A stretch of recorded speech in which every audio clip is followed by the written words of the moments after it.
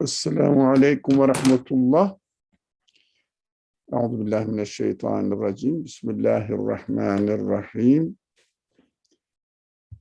Rabbena la tuzigh kulubena ba'de iz hedeytena ve heb lena min ledunke rahmeh inneke entel vehhab.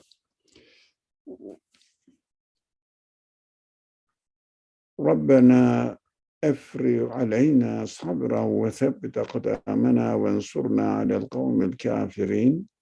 Rabbi şrah li sadri ve yessir li emri ve hlul ukdeten min lisani yefkahu kavli ve cealli veziran min ehli Harun ahi üştüd bihi ezri ve eşriku fi emri kay nusebbihake kesira ve nezkurake kesira inneke kunte bina basira. Ve sallallahu ala Muhammedin ve ala alihi ve ashabihi ve etba'ihi ve sellem. Rabbena gfir lena verhamna ve ente hayrul rahimin. Amin. Velhamdülillahi Rabbil alemin. Amin.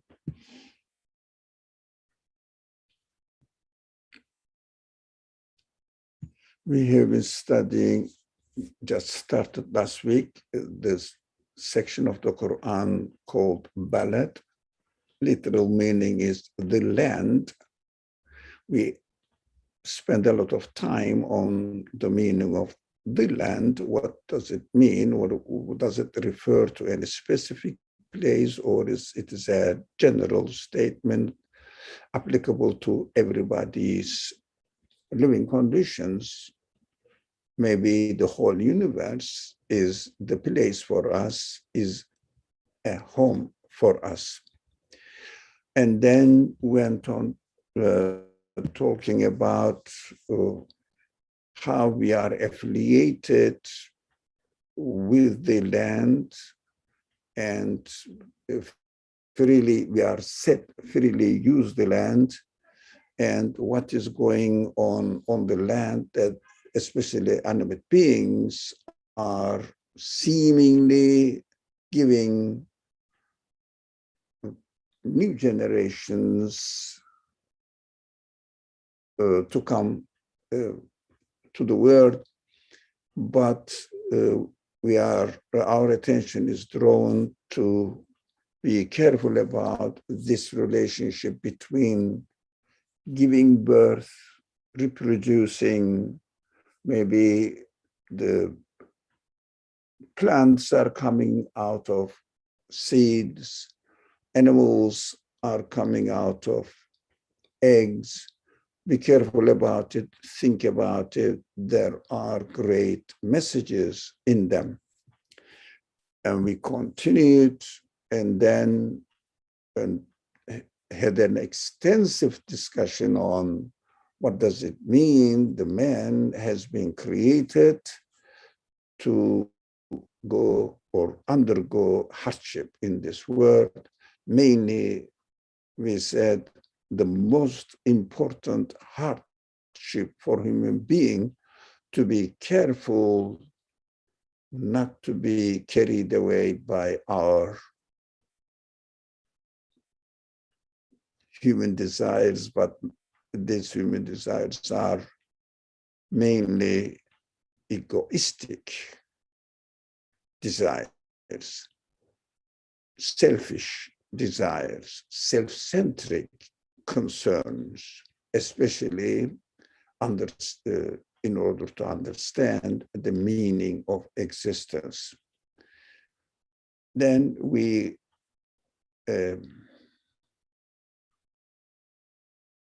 stopped at the verse 5. Okay, we can start now from the verse 5. Bismillah ar-Rahman ar-Rahim. Ehsabu an lan yaqdira alayhi ahad, which is translated as a thing that no one will ever have power over him. Because this word seems to be so free, everybody is left to act as they want. They are given enormous capacity, but also they are given freedom to utilize whatever is created out there by the owner of the universe, the creator of human beings. It seems to be very free land. So human beings maybe misunderstand this reality of the appearance of the world and saying that, look, I am free here. I'm not going to be bothered by anything. You see, whatever I want, I can do. Even some people claim that. Some people may think that. Other people claim that there is God watching over you, and I don't see anything. I see only the sun. Sun cannot be the God, of course, because it is in itself a slave of its own order, and it is acting exactly as it was put there. And then it has no free will, nothing, no consciousness, no, on that is like any other thing. It is functioning as it was created or made out there, or as it is according to the natural setting. People may claim everything and say that no power will really observe me or take me into account. That's what some of us may see it. Even some people say, look, even if there was God, look, I deny God, nothing happens to me, physically, of course. And if I even criticize God, get angry with him, again, nothing really happens on my body. This kind of people will definitely think that nothing will overcome him or her. They themselves, however, happened to be here, and they will die away, and they will try to enjoy their life. No more powerful agent can do anything to them, as if. That is, these people, we have to understand, define themselves as a being, living being, consists of only a body. That is important, because if someone thinks that whatever I am, as I am here, nothing but body, then this person will see nothing is really overpowering this person, because here is my body, and I'm using it. Whatever I do, no one is preventing from doing that. But he doesn't realize. This kind of people don't realize that, first of all, we are not able to realize whatever we want. Secondly, we cannot really do anything what we want exactly, but only obey the order.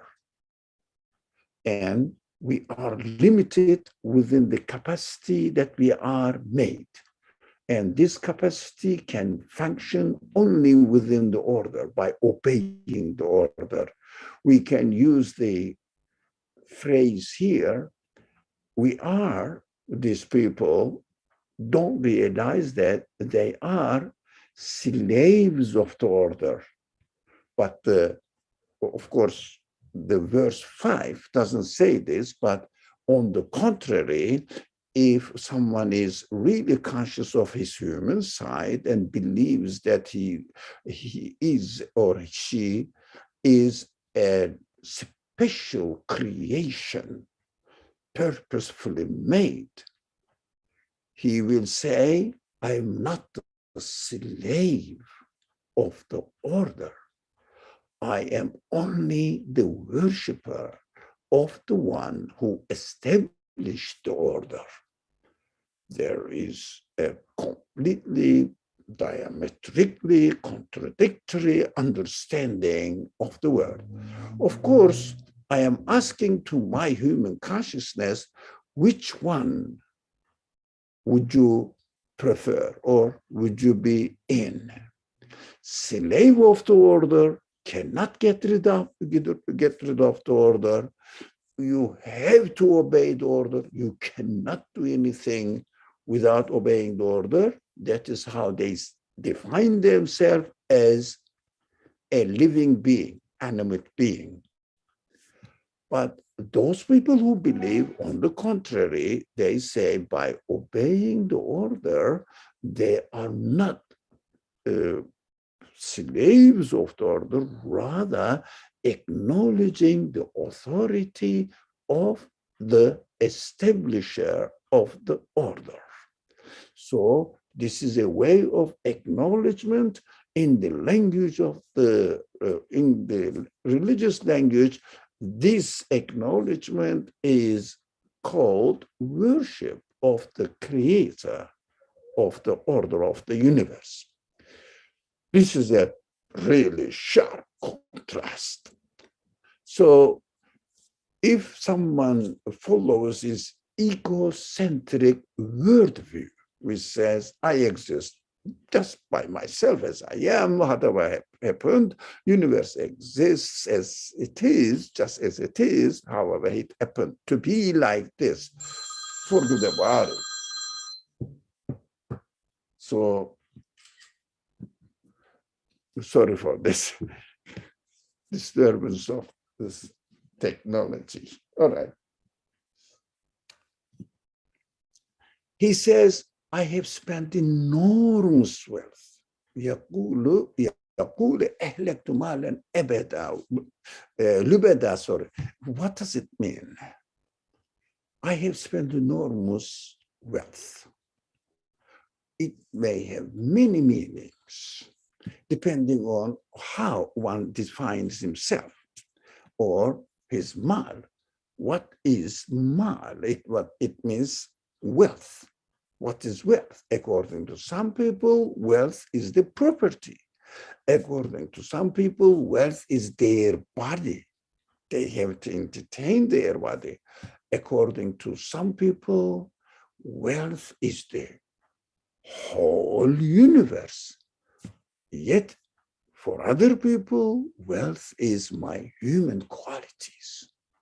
So, in the context of this verse 5, verse 6 and 7, it is the verse is talking about the person who defines himself as a body only and interprets the word from a self-centric point of view.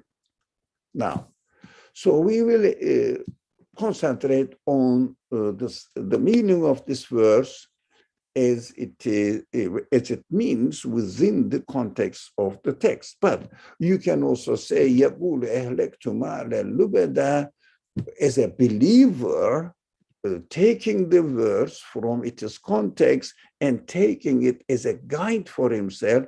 You say, I should not spend, because أهلكت doesn't mean exactly what English says, spend. It means destroyed my wealth. Is a negative. Electu, which is called halaka. Halaka means really be destroyed, lose everything, but in the negative connotation. So it means for a believer, I should be very careful not to destroy my very precious gift of my God, which is my human spirit, human feeling, which is this universe, including my body. I shouldn't really use it for useless purposes or fruitless purposes, as I shouldn't use my feelings for useless purposes. It means no benefit if I use my feelings only confined to this world only. It means wasting my feelings, which are created to acknowledge its creator, who is the absolute being. Use the matter, use the creation. Of course, we are created in this world. Use it as the material, as data, in order to understand the qualities of its creator manifested in them. So this is from the point of view of the believer.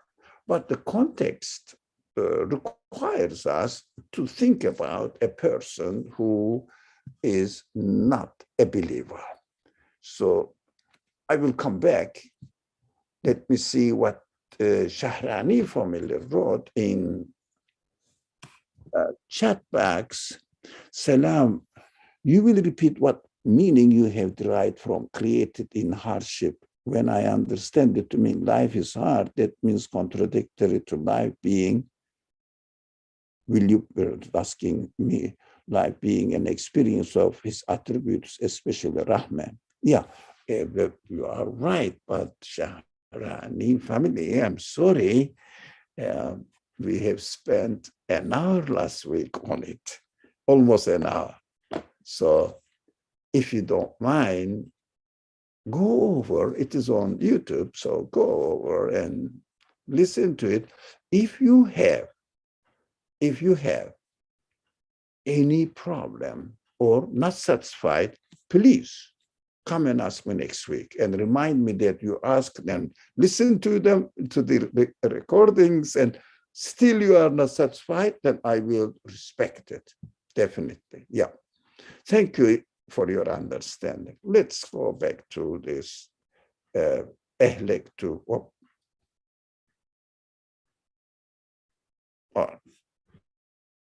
I have wasted enormous wealth, ehlek to.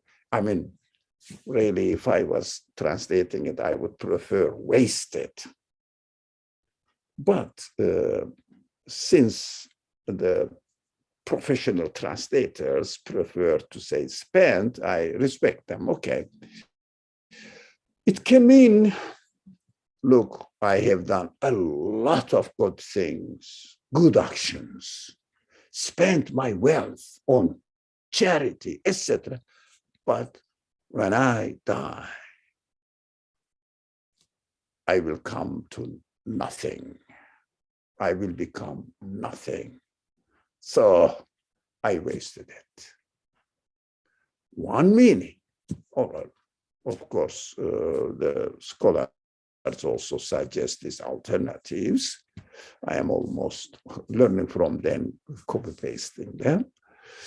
And the other one says, look, I have tried to enjoy my life by using my wealth in the best way of enjoyment.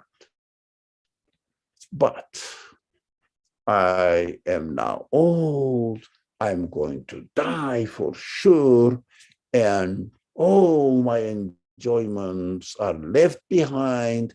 I have no benefit from them. Nothing is left with me now. It is gone forever. Oh, what a despair.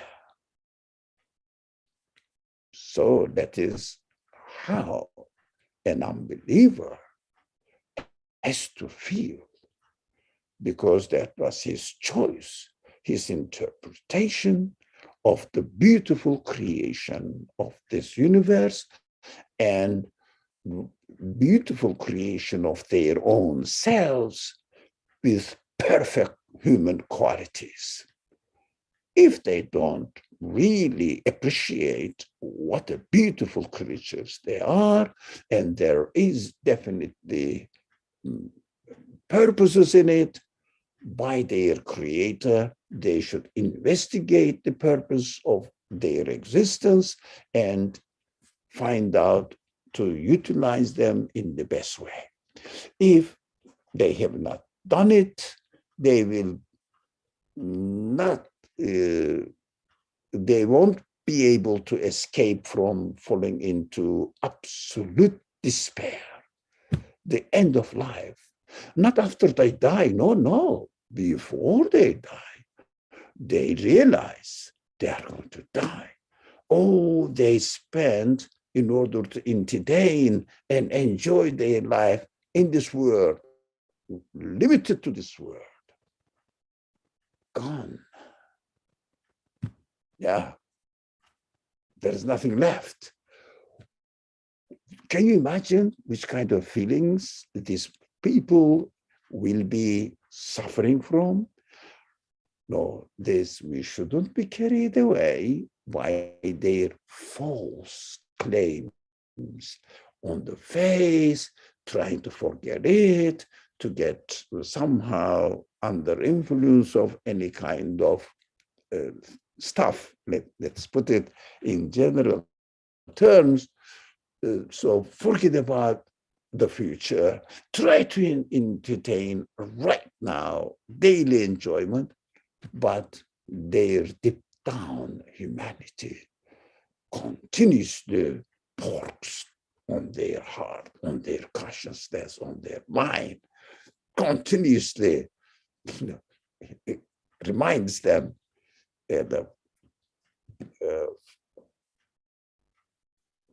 how do you say, kicks them as if, hey, you are going to die. No way to escape. You are going to lose. Do you think anything is left from yesterday to you, with you now? Can you preserve it? You can pick the picture, take the picture or video of it, but you look at it and you start sighing, saying, oh, it was a nice day, but gone. Oh, wonderful, wonderful understanding of what denial of a purposeful creation brings man to. Despair, total despair. So I have spent enormous wealth, gone. So some people may say, I spend my life for nothing. It is, I don't know, what am I doing here? The life is really worthless, etc. Various ways of understanding of this wasting one's wealth. So most people try to be alive, at least to give some sort of stimulus to their life so that they can carry on. They prefer, because of the impulse from their inside, from their conscious, that I have to give to some charity so that I will justify my wealth. They may do that. It is not bad. At the end, the poor people may benefit from it, and at least they wouldn't contradict their nature in this way, at least somehow respectful to their nature, although they don't recognize that this human nature, as they think, is, they call it nature. So that it is a gift from the creator of the universe. So they don't do it in the name of God in order to fulfill the purpose of its existence, or the purpose of God who created these feelings in him, and be thankful in responding back to God, saying that, look, you gave me this sense of compassion, I am using it and I am practicing it, and I'm very thankful because it really brings me joy and happiness. So I feel that I am pleased with you, with your creation, and I know when I am pleased with you, that is the purpose of my life. You will be pleased with me, saying, look, I created this man to acknowledge the reality, the truth of me as his or her creator, and he did it. That is why I made this man, and he fulfilled his function. I am very happy that I have created this person. That is called pleasure of God. Not that I am entertaining God when I seek pleasure of God. That is what one of the most misunderstood concept of the Quran, rida. It means pleasure of God. As if I pray, God will say, oh yeah, he is worshiping and putting his head in front of me, prostrating, so I am pleased. No, it is a sadist God. It is very, very wrong understanding of this pleasure of God. So we have to seek pleasure of God means, in the context of the Quran, although our subject is not, but it is an important point I hear very frequently used among Muslim community members of the followers of the Quran. Seek pleasure of God, pray fast that God will be pleased with you. Why? It needs to be explained. Why? How am I here to entertain God? Of course, any reasoning, free thinking man or seeking for truth, it will not make sense to them. And we don't have a right to present Quran in a nonsense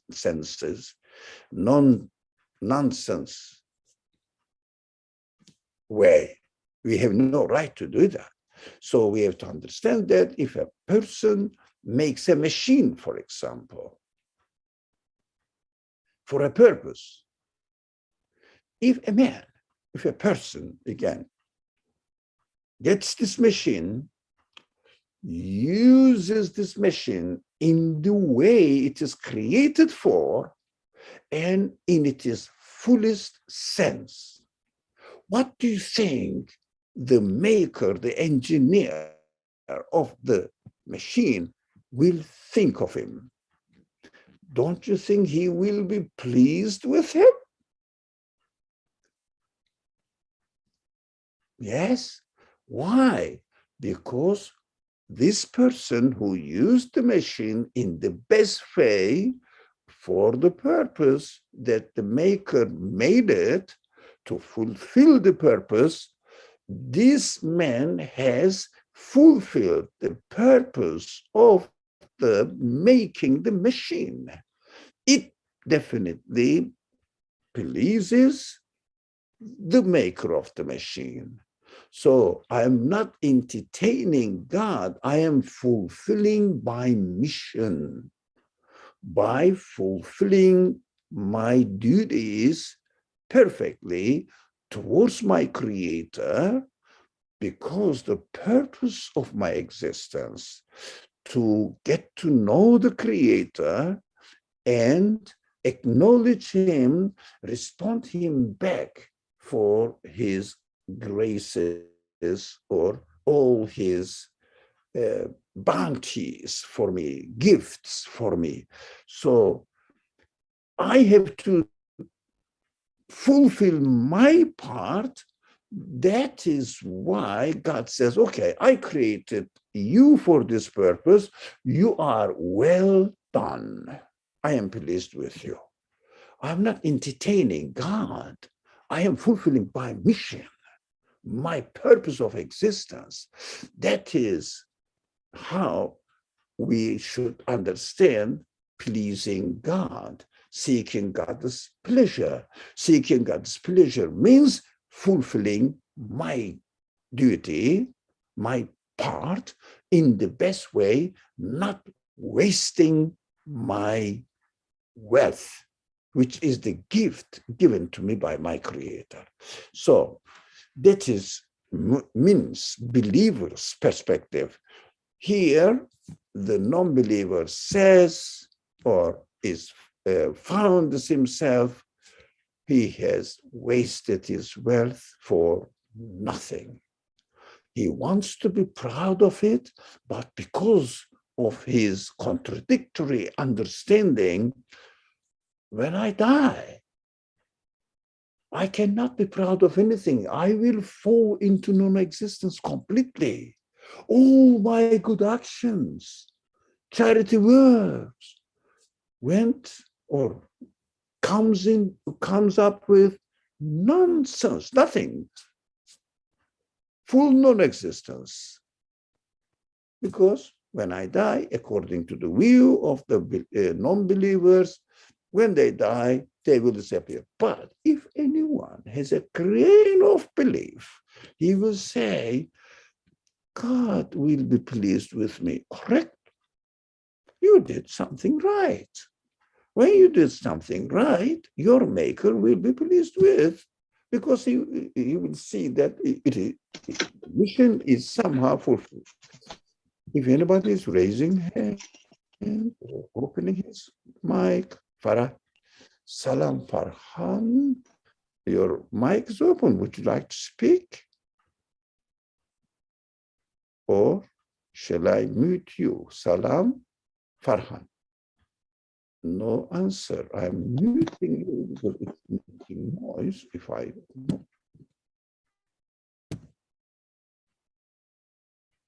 Yeah, okay, thank you.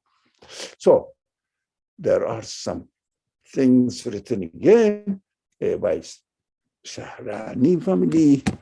Pleasure of God, colon. It means, I think she's going to explain what the summary of the discussion so far. Reject the idea of entertainment of the creator. Yeah, we are entertaining the creator. Yeah, that is rejected. He is high about it. I mean, that is not my purpose. Definitely, there is no need to say that. So even so, he's not a created being. That's correct. To fulfill the function of why we have been made is to earn his pleasure. So it means he will be pleased with me automatically if I fulfill my function. So seeking pleasure of God means I have created, in quote unquote, I have created for God says, I have created you for this purpose. Well done. You have fulfilled it, and I am pleased with it, because if you do something, if it works out perfectly, are you not pleased? This sense, this human sense, and this human sense is given to us in order to understand what our responsibilities are. So my human sense says, if I do a job, if it is used in the best way, I am pleased. So that is what I have to do. That is my duty in this world. That is what my creator wants me to respect to my feeling. This feeling tells me, do your duty in the perfect way. The result will be the pleasure of your maker. That is it. I am not in the allowed, or I cannot stay, as Shahrani family says. He's high about my thinking of him in terms of a created being. Of course, he is. He must be. He is the creator. I cannot put him within the or under the category of a created being and thinking that he's pleased now. I am just entertaining him. No, that is correct. But thank you, Shahrani family, for your really very concise presentation of the summary of the discussion. So Afshan Haq says, if I fulfill the purpose of my existence and feel pleasure as a result, is this an indication that I have pleased my creator? Excuse me, I would say, my friend Afshan, or everybody here, no, I should not think of how God will feel about me or something. That's not my responsibility. And it is not within my capacity anyways.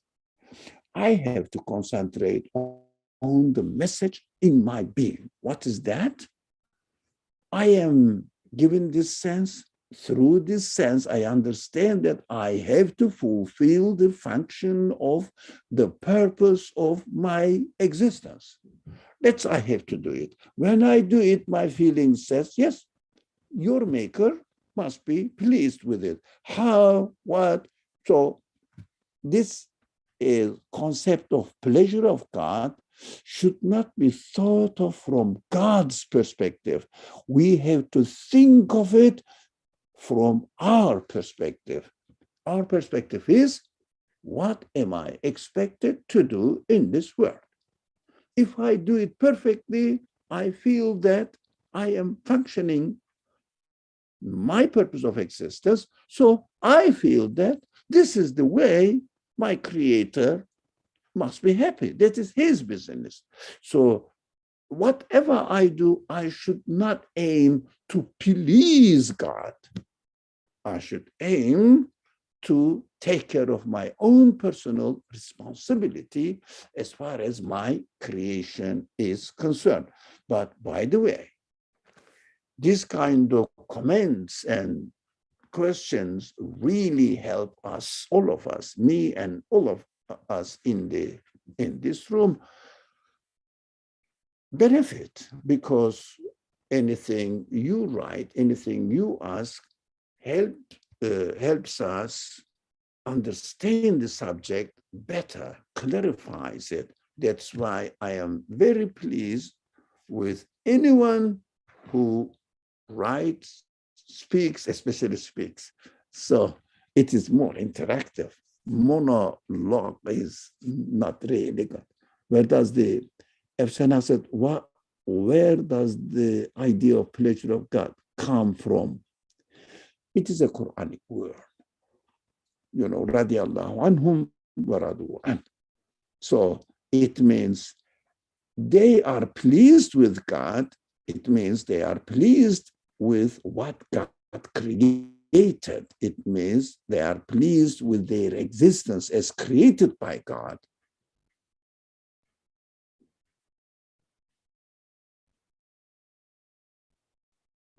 ورضوا عنه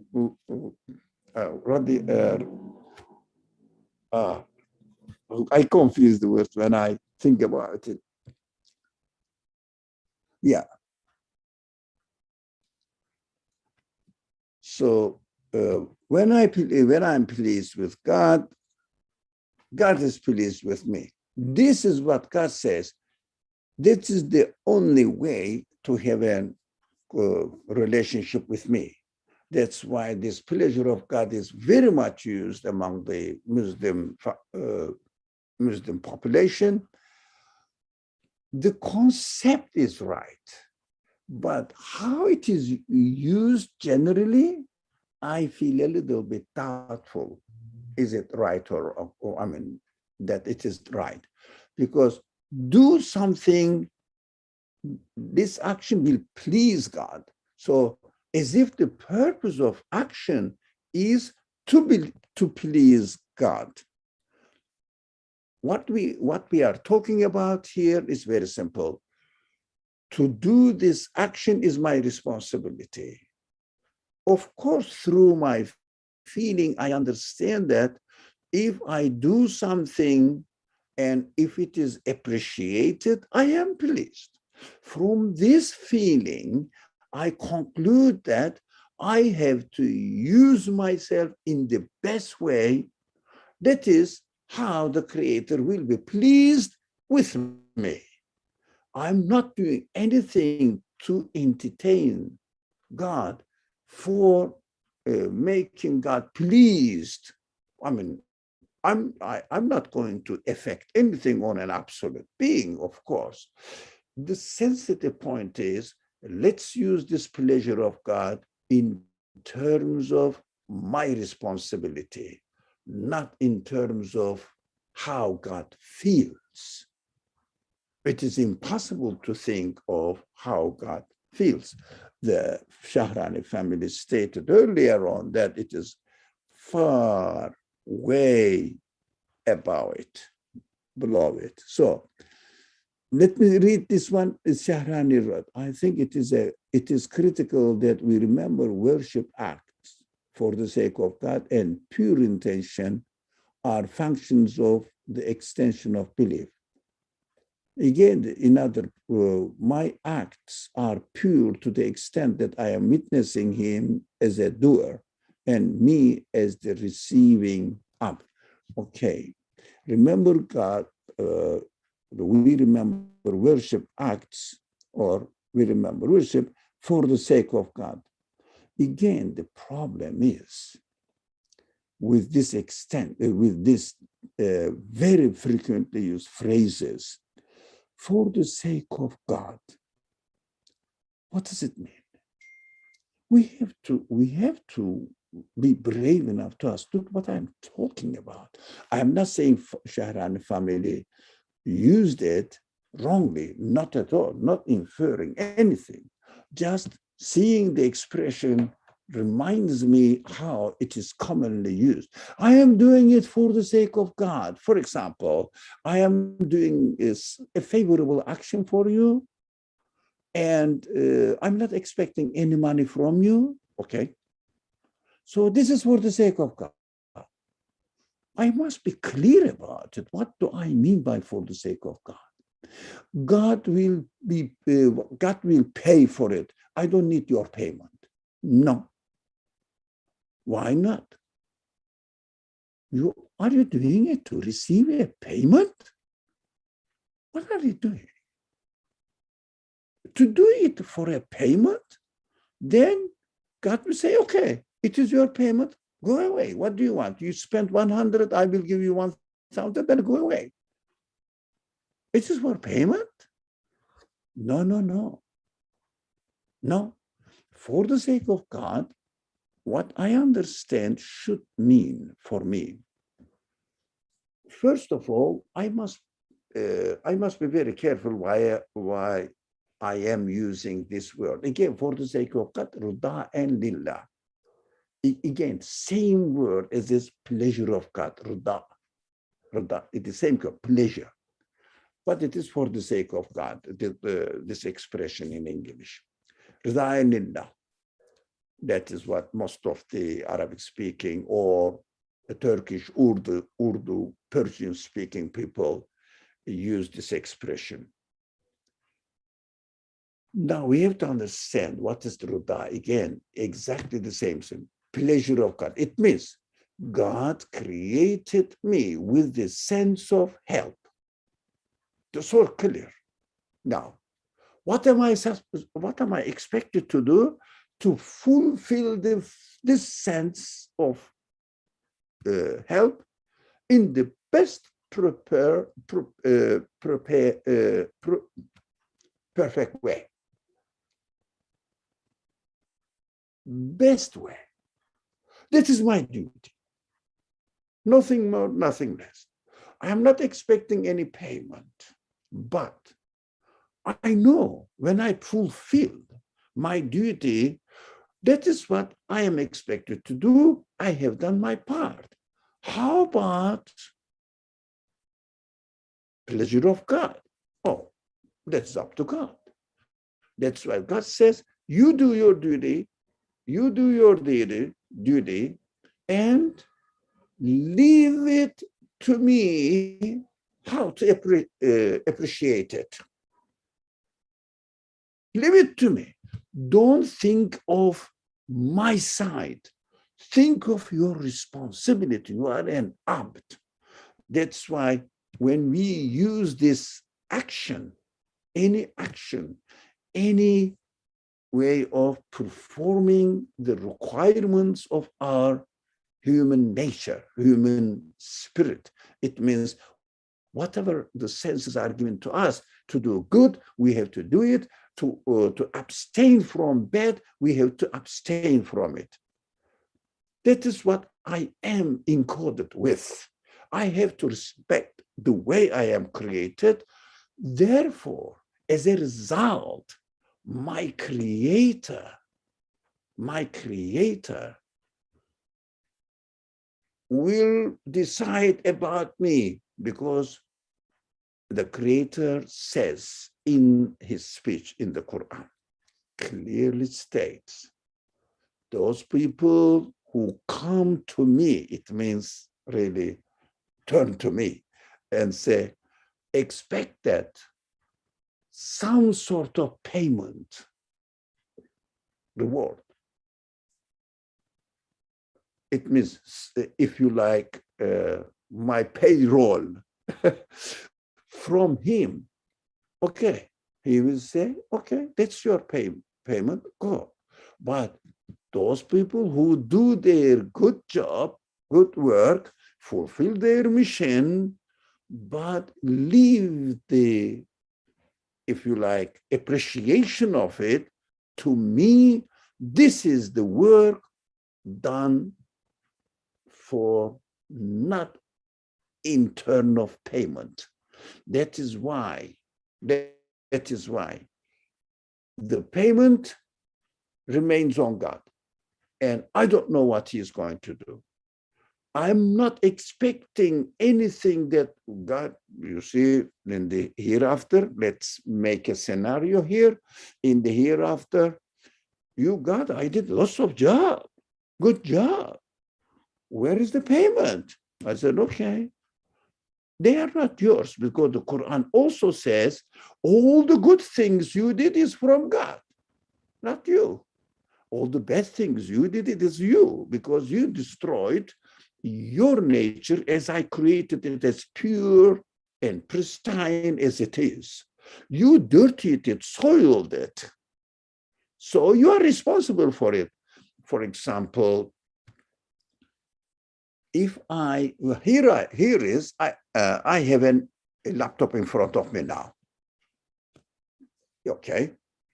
So when I'm using it, if I use it in the perfect way, shall I go to China or I don't know, somewhere in California, the engineers who designed this computer?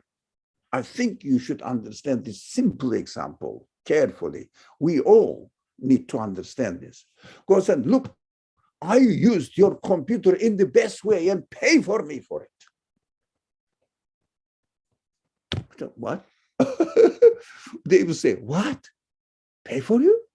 You have to pay for us because you used the computer we provided for you, prepared for you to use, and you will just use it in the best way. That's your duty.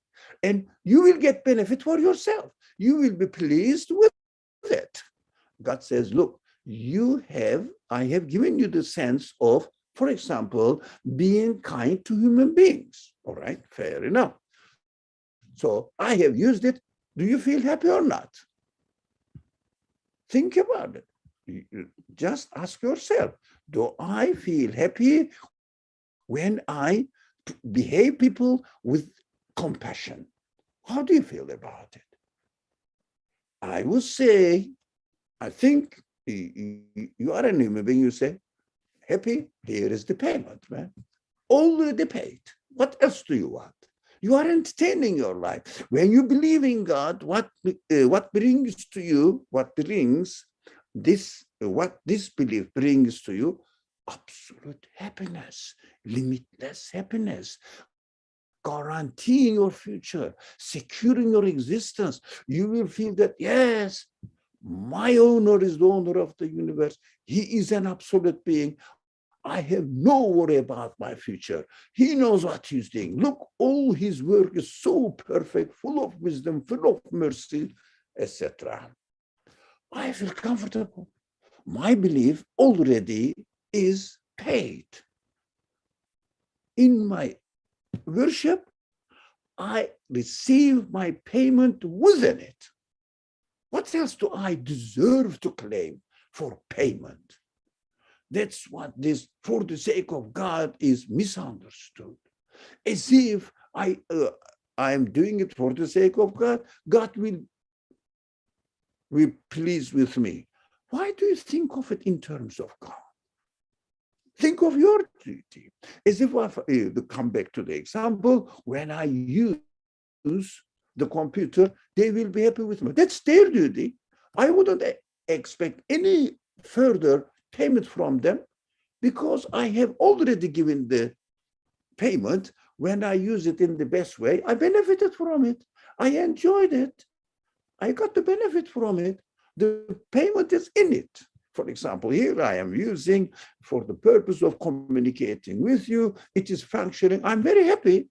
That is the payment is already ingrained or included in my action, right action. Wrong action also includes its own punishment, torture, meaninglessness, despair. You got it, I think. That's why we have to concentrate our own duty, never ever say anything to God. But when you turn to God, say, God, please, I need help in order to fulfill my duty in the best way. Please help me to do it. And I think this is the way I am created for, by you. That is my conclusion. But the reward is completely up to us.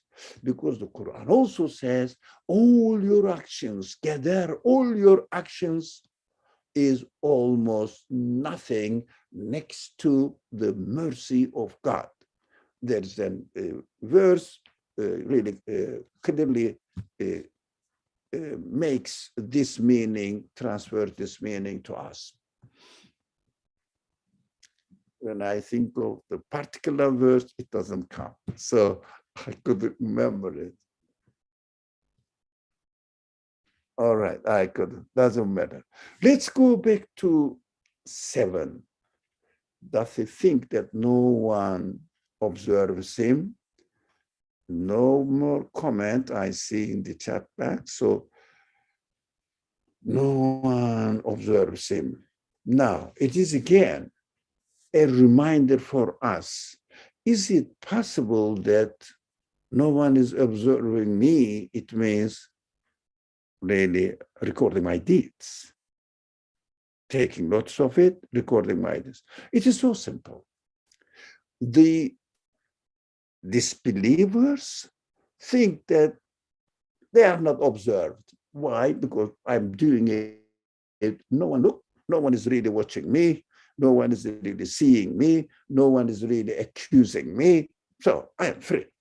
But a believer will think, I am being created. Whoever created me is continuously renewing me. This renovation, the renewing process is extremely important. For me, this process of renewing is much more important to realize. The process of renewing is much more important than realizing that we are created. So I'm sorry, I just remember there was a comment from Sarah El-Alam. Yep, I didn't read it. Let's say, actions are pure when I am aware that I am not the doer. Okay, I am a recipient, receiver. This is the purification. Yeah, just appreciate it. Thank you. Thank you. It's a good point. So I am not the doer. I am just the consumer, utilizing it, benefiting from it. Correct. I am the receiver. I am the recipient. Yes. That is the purification of my claim or my actions. This realization. Thank you. It is a beautiful comment. Thank you.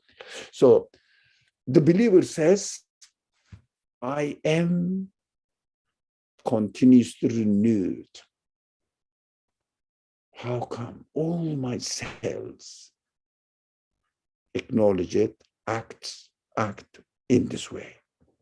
Who is organizing it?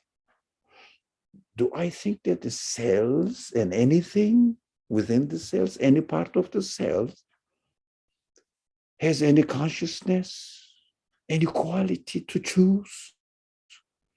Now, I have to make this person grow from babyhood to youth age and then decline, start declining. Who decides? Cells, the parts of the cells. It is ridiculous. The DNA written in it, it is a record showing that knowledge is there, plan is there. The future creation is already known. DNA is the, if you like, the statement,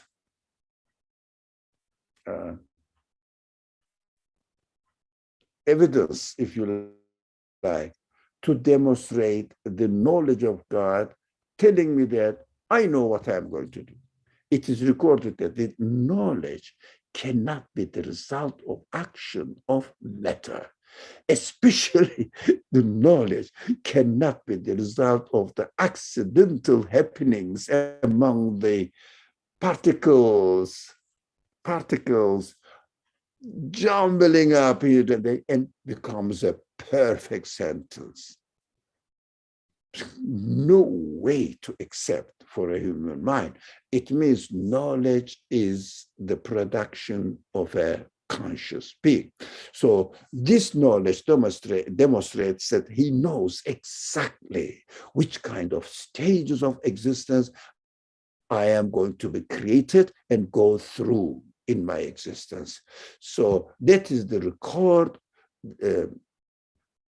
proving that in order to demonstrate that the creator, my creator, has absolute knowledge, already know what he is going to create. So that is what we understand, that every single event happening in me right now is subject to change a moment later. Who is changing it? That's why recognition of a creation or being created is, although it is important, but recognition of being or undergoing the change continuously by a conscious creator is even much more important, because it brings to my mind, to my consciousness, that I am being operated right now by my creator. That guarantees that the one who is creating me right now, definitely must record, must know what I am doing.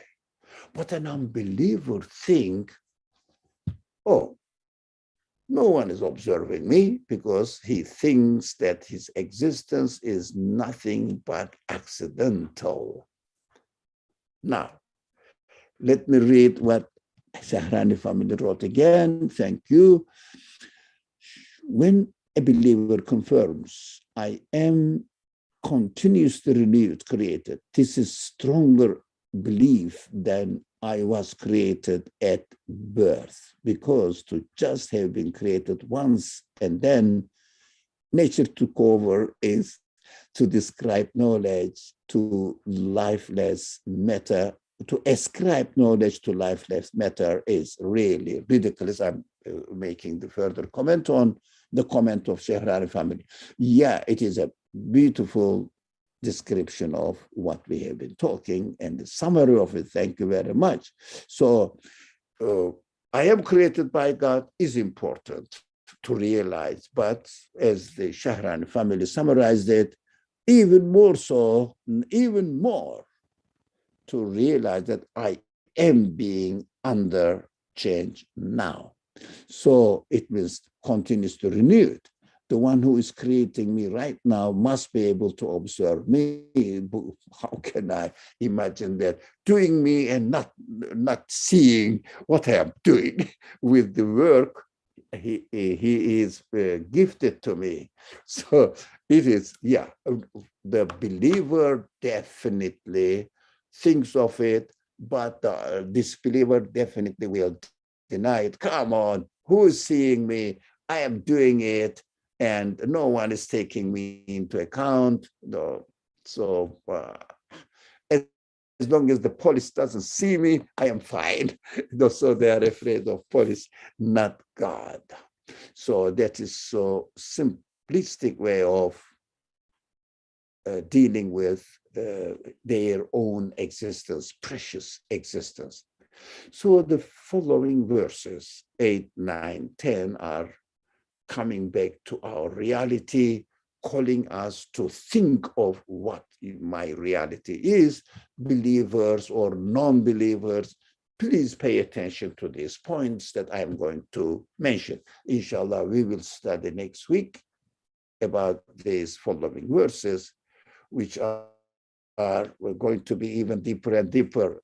So this one, for example, steep uphill road, what does it mean? So Raqaba, this liberating the slavery, what does it mean?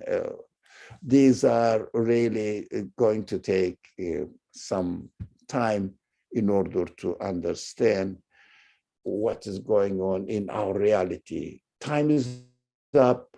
It is better to stop. Start in time, sharp at 7 o'clock. We start at 1 minute after 7 because my technical word, I have to send the link to the people who are following from online, YouTube online, not Zoom. And also I have to arrange how to upload on YouTube. This takes 1 minute or at the most 2, and then start sharing, etc. Otherwise, at 7 o'clock, I am at work, inshallah, as usual. Please come a little bit early, not to panic, and start the discussion from the beginning and follow it. It will be really very useful for yourself and for me also. I will see that people are really joining, and we are going to have a lovely discussion. Bismillah ar-Rahman ar-Rahim.